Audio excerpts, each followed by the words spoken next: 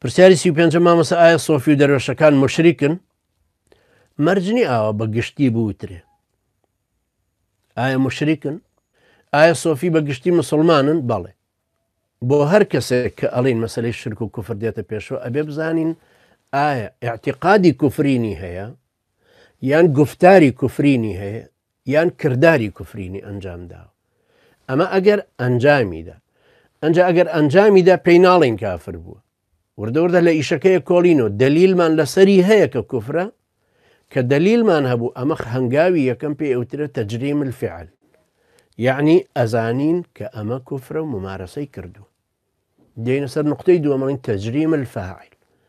ئایا کابرا عوزری هەیە نەزانە ناچارە تەویلی کردووە؟ مەجالێکی زۆر زۆر هەیە بۆ ئەمەش. لەبەرەوە پێویستە ئیقامە حوجەی لەسەر بکەین بۆی ڕوون بکەین.